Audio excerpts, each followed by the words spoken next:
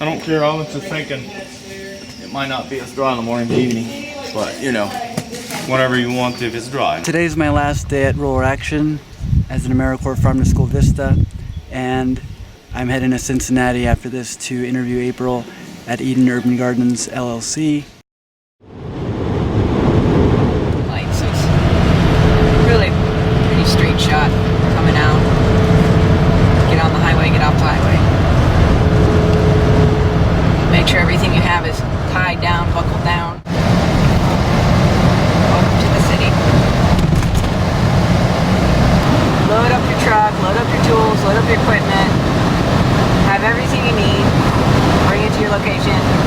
And bring it to our field B. And then load it up and then bring it back. And that takes time. It's kind of the downside of not having everything on site. This site that we have, field B here, is we ended up going to Sheriff's Auction and purchasing it that way. And in a way we were able to not need to go through as much red tape with neighborhood development or land bank. For me, this is kind of like faith in action. It's like 2 years of looking, and then we found the property, and then within 3 weeks we found it, we went to the auction, we bid on it, and we owned it. It was like, wow. Things can happen very quickly. I guess it's like in God's time, you know. So the idea of growing food in gardens in the city is not new. In the past there were victory gardens, and at these victory gardens 40% of the produce that was grown and consumed was from the victory garden at the end of World War II. And so it's not a new idea, but you know, we're kind of using that same idea, but in a professional way, in a business. So these are cuttings from my grandmother's trees, my mom's, who cut it from her grandmother. So third generation pussy willow trees. They're like family trees, so we have them here. We have deer, so these are protected, and we're going to be building some more infrastructure to just protect all the crops here. You can see where the water runs. So we've added more compost and topsoil on top over here. So this is for our irrigation, so it goes up. We have a lock on it. Another question people want to know, if I live on the street, you know, where you have one of your gardens, how do I benefit from this as a neighbor individually? And, you know, one, we are beautifying the site. You know, we are a business. The food is not free. It does cost to produce. It costs in labor. It costs in time. So in that way, it is different because we are a business and not a community garden or a charity type of setup. Although those are very good, that's not our format of what we're doing, because we are doing this on a production level. Nutritional quality of food that is grown locally as opposed to shipped thousands of miles from wherever, the nutrition content is high, and this helps to address some of the health issues in the community, particularly in the city and in urban communities. The rate of health disparities of obesity, high blood pressure, diabetes, especially in certain populations. We're not able to go everywhere because the city of Cincinnati is just too big, and but we do have the farmers markets, and we do have, you know, ways to get things to people. So those herbs, the yarrow, the nettle, and the comfrey. Here's some nettle here. You can see right down there a little bit. What those are dynamic accumulators. So they're going to go down and bring up some of the nutrients deep down and bring that up to the tree to kind of help the tree to stay healthy. So before we had the nets, the deer actually came up and just ate all the leafy vegetation right off them. So we have the net covered, and again, we're going to have some permanent structures, like some fencing, that is going to come in and help to keep the deer out. So this is kind of a temporary measure, but we probably will net our fruit trees just to keep the birds and other things off them. And we'll be kind of adding to it as the tree grows, you know, making that more, more defined, I guess. You know, right now it looks like, where's the pine mulch, and there's some plants poking up, but over time it's like the pine mulch will harvest the garlic, and, you know, we'll take this out and we'll probably put in, you know, some more plants, and it'll just kind of fill in real nice. So we do it's called a bounty bag CSA delivery. And what that is we call it the bounty bag because it's about sharing the bounty, sharing the abundance. And so we have a large bag, and I have some videos on Facebook about this. It's like this, and we get 5 items a week, 5, and that's delivered to their home or their work site. And we have select communities that we're able to serve. We can't go everywhere in the city because the city's so big that we would just be driving forever. So we have to kind of narrow down, but we do have probably about 8 to 10 communities that we do serve that we are available to go into. And then this is plastic that kind of protects the plants, and we're able to grow things later into the season, and because of that, and harvest things, beyond maybe October into November and even sometimes December. So there'll be more of this coming, but because this was a new site for us, we had to just work on getting in the soil amendments and getting in the cover crops and getting in the ground and kind of just basically starting off. Getting the water in, that was a really big thing, getting the water in. So you can hear the bird. You know what kind of bird it is? A woodpecker's right up there somewhere. So we had these wood chips brought in from a tree company. They donated them, and then volunteers and myself spread them out. It took weeks of shoveling. We did have some help from excavator along the way, which helped. Our neighbor's garage got taken out by a tree, and then the guy came to take his garage away with an excavator, and ended up helping us out to move some of the wood chips. So between that and lots of shoveling, we were able to get them into these rows. And the reason we did this, because people say like this is a wide row, is we're kind of helping to build soil, because the soil under here, it's very gravelly. So if you look down here, there's just a lot of gravel and a lot of stones, and there's not a lot of soil. So we're helping to build the soil by adding organic matter. And so we can't grow in these wood chips right away this year. These have been down for maybe about 9 months, so they're starting to break down. But probably in about another 2 years, this will be a growing bed. We are growing in these beds. These sticks are some of the raspberries, and then we'll be growing some of our muskmelons and cantaloupe on the side. So this is like a complete bed, so you can see, so our logs on the end, but you can see where you have a row here and a row here. So our melons are gonna go in here on these little raised hills, and then they're gonna grow out over the wood chip areas, so they won't have weeds. And then our raspberries are gonna grow right down the middle where you see those sticks sticking up. They don't have the leaves right now because it's still early. And then we still have like the fruit trees here growing kind of along this line. So what we're working on right now at this point in the season is just bringing in some amendments and moving some of our soil from the swale to build up these little mounds for the muskmelons and the cantaloupe that we'll be planting probably like the end of May. And starting those plants inside, of course. You start the plants indoors first, get them to start growing? Yes. Our cantaloupe, our cucumbers, zucchini, they're all kind of in the same family, or squash. So you don't want them too big, so you might start them inside and maybe grow them for about 3 or 4 weeks at the most. And so they're going to be, maybe this big, and they'll have the condyles, but they'll also have like the true leaves on it, and that's when you'll transplant them. And we'll transplant them into these rows. So I'll have them here. And we're going to look at our nursery we have, and some of the beginning of the starts we're starting to grow for the season. We typically go through about 90 flats of plants, and we have maybe a little bit around 30 today. So we have some rosemary we're starting here, which is really lovely. We've been working on this for about 6 months. We have a couple lavender plants we're going to put in. This was our lettuce, this experiment. This is mostly just for my own consumption. This won't be going outside. These are the sweet peppers here. These are sweet. These are also sweet. I think the hot peppers are further down. So we have collard greens here. More collard greens. We mostly sell collard greens at the farmer's market and to our shareholders. Then we have some more of our herb sage. We've got beefsteak tomatoes. We have a couple different varieties here. We've got some basil starting over here. Another basil here. A little bit of lettuce. Some onions. These are going to be purple onions. Some more oregano we're adding to. and some more kale, some peppers, and onions.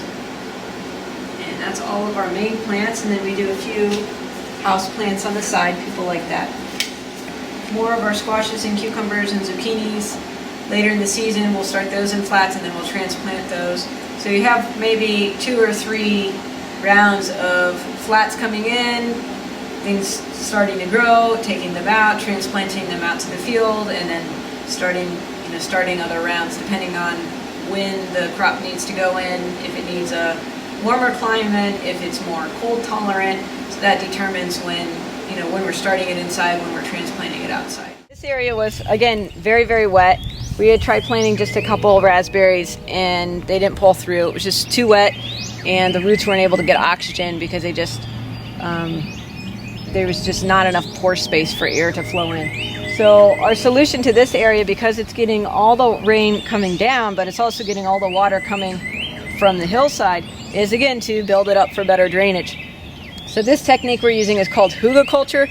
It's an ancient technique. It means mound culture. It's been done over in Europe. It's been done lots of places. Typically they dig down and then they lay the logs down in the ground, and then you put your organic matter on top. So your leaves, your sticks, we're using some other things, just use compost. And you put that on top and then you let it decompose, and then you're able to use it as a planting bed. So this bed will probably be 1 to 2 seasons before it actually goes. It's about 50 feet long and 10 feet wide, so it's about 500 square feet. And we used all of this wood was from trees that were already fallen down or a few trees we had to trim back. And so I'll show you, this is kind of the open area, kind of what it looks like as you fill it in.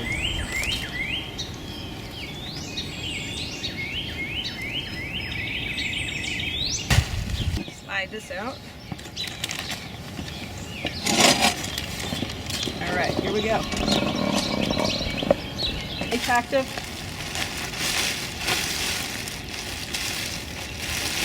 I pour this out. And what I do is I take the filters and I take these and I kind of bury them in here. So if we get a wind, they're not going to blow all over. So we're very intentional to be, careful that things aren't blowing around. Whoops. Feel like a phone with that. I actually buried my phone once with coffee grounds and had to dig back after it.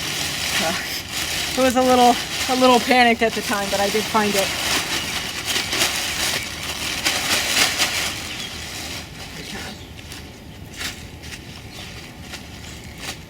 So it's a little bit of a messy job, but we get the coffee grounds. The church is happy they're not going to the landfill. We're happy that we have organic matter to add to this. And again, this is like a 1 to 2 season project, kind of building this up. It's a big church, and so that's why they have big bags. They also are open to the community during the week for just Wi-Fi and coffee, and the coffee is always free. And so they brew coffee during the week too. But so we pick up once during the week, and then we pick up on the weekend.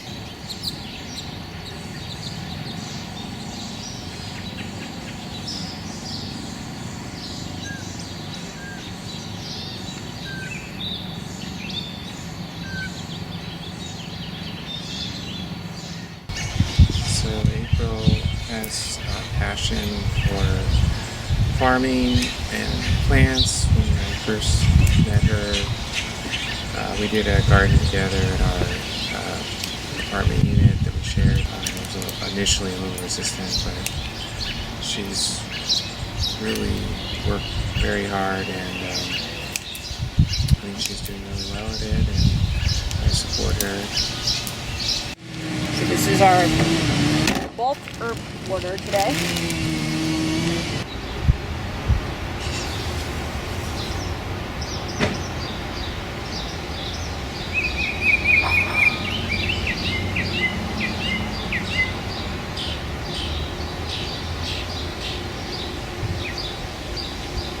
I'm picking basil.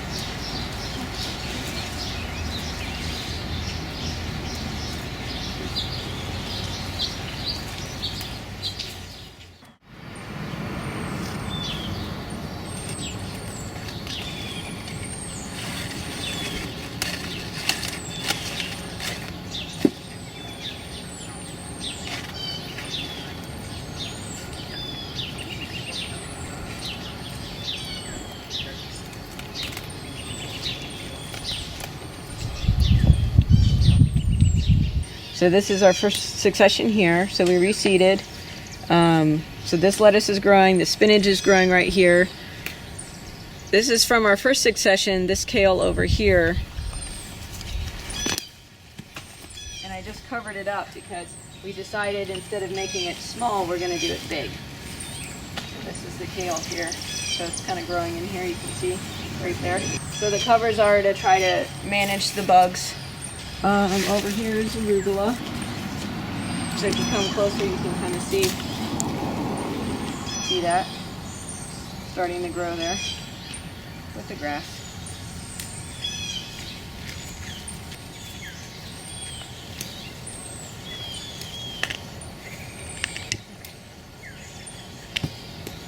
And then we have again lettuce, spinach. So some of the beds are seeded and are starting to grow, and then some of them we've just taken out and we're kind of letting them dry before we reseed. And then here we've got our tomatoes, yarrow, our fruit trees. This is a cherry. We've got figs.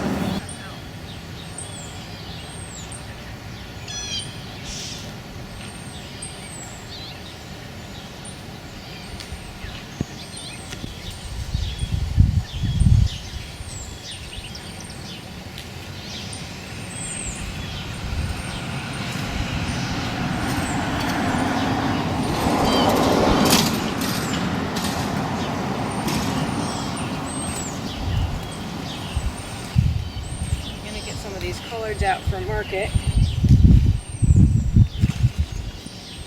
And even though I covered these up, I still see sometimes the cabbage moths still sneak their way in.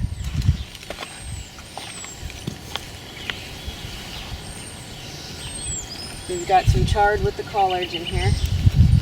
And then this one is collards and kale.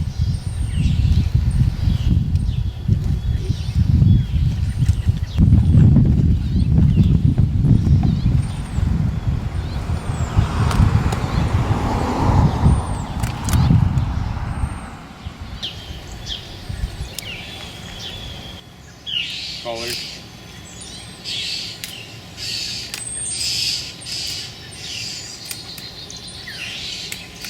Just picking off the stems, putting them in a bag.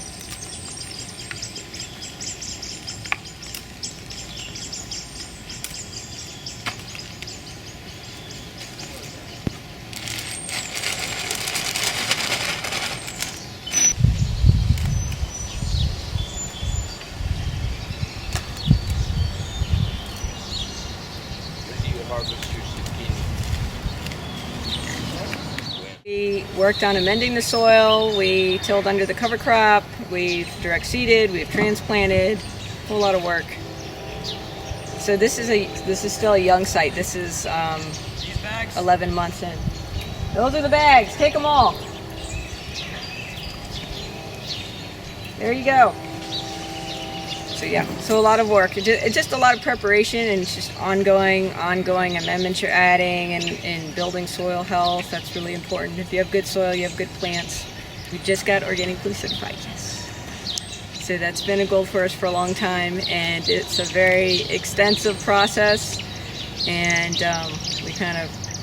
we were able to get through that, and with the paperwork and all the information and the inspection, and we've got it. So that shows the community that we're growing, and we're not only using organic practices, but we are recognized as a certified organic urban farm. And so that gives us more recognition and authority to kind of what we're doing, that we're not just saying, oh, we're growing organically. We are growing organically, and we're recognized by the USDA. Did you flip the switch on it?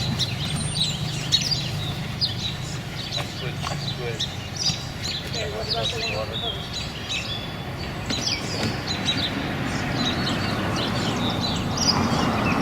Get these all out. I just cleaned twice for now. I've got one.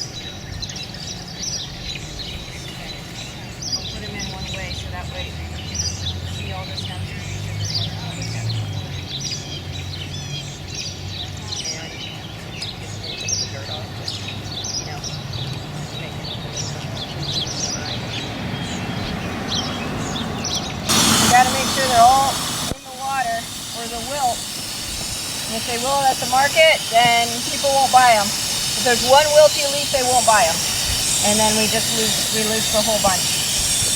So you have to make sure they're like flowers, they're in the water.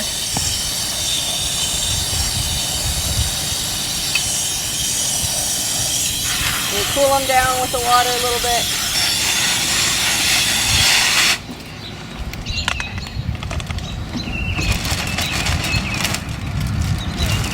Just fold them over.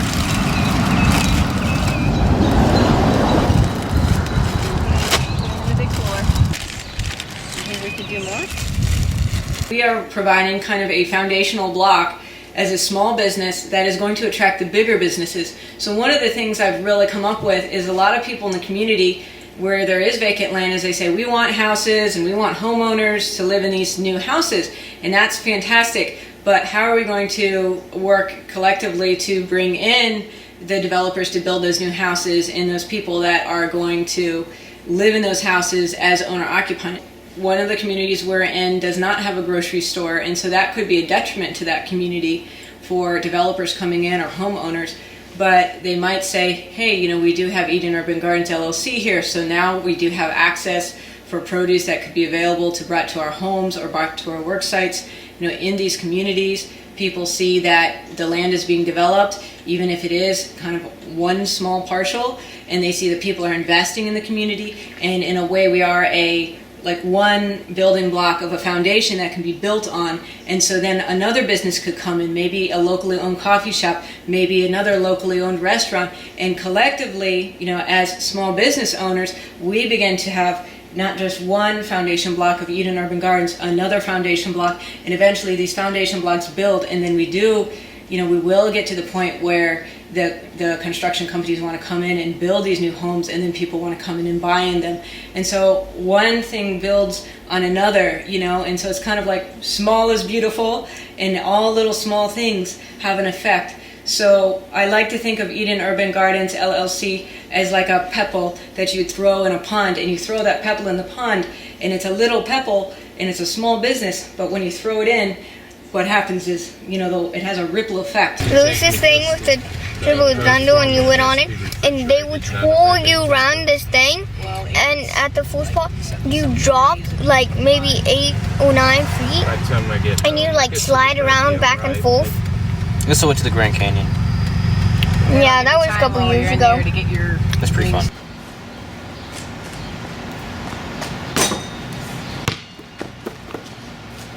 can go wherever you want. Yes. Right here.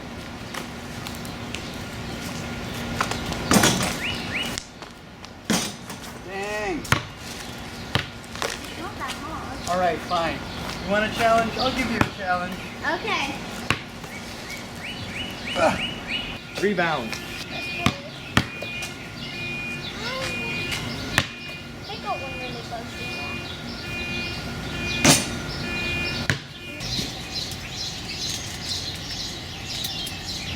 But like I have to look if there's any discoloration on the leaves. We have to take those leaves off. If there's a hole in the leaf, that has to come off. So wholesale, you know, it has to look almost perfect, which is difficult. Sometimes going organically, if you're still kind of new, like this site is about 5 years in, and it's still kind of a baby, so we're still establishing, you know, soil health and plant diversity. Good morning. Hi, how are you? What is that? What is this? You've been so curious, my son and I. That's valerian. What is it? Valerian. And what is that? It's an herb I grow for the roots.